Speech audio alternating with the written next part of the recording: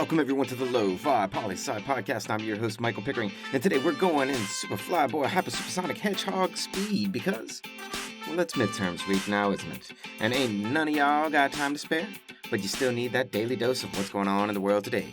So let's hit it all quick like News out of Lebanon, as the Prime Minister of the country has stated that he and the government have signed a law that takes immunity away from those who were responsible for the tragic Beirut blast that happened last August. So watch out.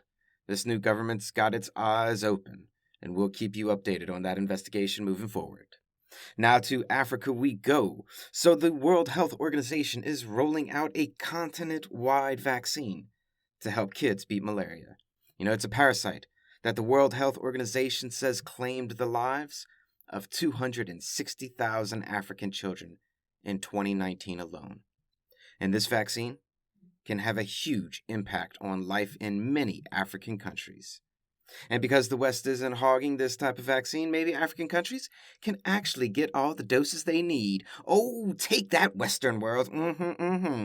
Now switching gears to Thursday's fast-paced edition of The Game. It's the European Union, aka EU Trivia Day. And let's hit it. Question number 1. How many countries are in the European Union? And 3, 2, 1. Survey says 27 countries. It used to be 28, but the UK left. That's right. Question number 2. How many countries are in the Eurozone, which is the group of countries inside of the European Union that use the currency known as the euro? Because not every country in the EU uses the euro. So how many do? And 5, 4, 3, 2, and 1. Your answer? 19 countries are part of the Eurozone, meaning that there are 8 countries in the European Union that do not use the euro as their money. Now, question number 3. When did the Eurozone start using the euro? And 10, 9, 8, 7, 6. And our answer? In 1999. That's right, the euro has only been out as a currency for 22 years. Now, question number 4. On the origins of the European Union, what was the organization originally called back in 1951 when it was founded? And 1, 2, 3, 4, 5. Our answer? The European Coal and Steel Community. Oh, yeah. And our final question for the day, and let's go ahead and make it our daily double for all the lo-fi loot out there. How many countries were in the OGEU, and which were they? I'll give you a few more seconds to think about this one. So you want the number of the original members in the European Coal and Steel Community, and then what countries were in it. And 5, 4, 3, 2, 1. There were 6 founding members, and they are Belgium, Germany, France, Italy, Luxembourg, and the Netherlands. And go ahead and write in, how many lo-fi loot questions did you get today?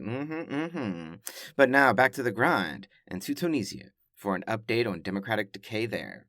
Well, we've been talking about how the president of Tunisia, the only case of democratization from the Arab Spring, still thriving, but sadly it ain't jiving. No, the president suspended parliament and took control of the country and became a dictator. And just this week, a TV host read a poem on air that was anti-dictatorship in nature. And the police raided that TV station, arrested that host, and shut down that channel, claiming it had been broadcasting illegally for years. Sure, and you waited until this day to shut it all down? That's weak. So weak. We'll keep you updated for sure, though, as we find out more and say what's going on in Tunisia for sure. And now let's switch to the world of espionage and Cold War politics. Or so it seems, as NATO kicked out 8 Russians who they say were part of the Russian intelligence officers' corps, but were at NATO on an observation mission. Oh, NATO, come on. Like this is some kind of surprise that Russians are going to NATO to find out info on what's going on. I mean, this is as weak as Tunisia's excuse for shutting down the TV station, because you should have known better to begin with. Anyway, a last piece of news to send you on your way for the day. People in California, hit hard by that drought and lack of water. Well, now, science and corporate America have something just for you. The new air-to-water machine. Oh, yeah, it can take air and turn it to water. I mean, really, this is not new tech at all. They're just taking the idea of what happens in your regular home air conditioning unit and collecting the condensation, aka water, that the unit produces. And these things, they need to be in more humid areas to work really well. So, more coastal California. And they sure as hell ain't cheap. But hey, it just goes to show that the tech does exist to solve yet another one of our major issues in the world, a lack of fresh/clean drinking water. But it's just not cheap enough for the average consumer. And that's a brief snapshot of what's going on in the world today. And do you have midterms this week? And do you have midterms next week? Chin up, get some sleep, talk to people, eat well, be well, always reach out, and always remember that Lofi Poli Sci is more than just me. It's the we that we be. Much love and always the best. Pickering, signing off.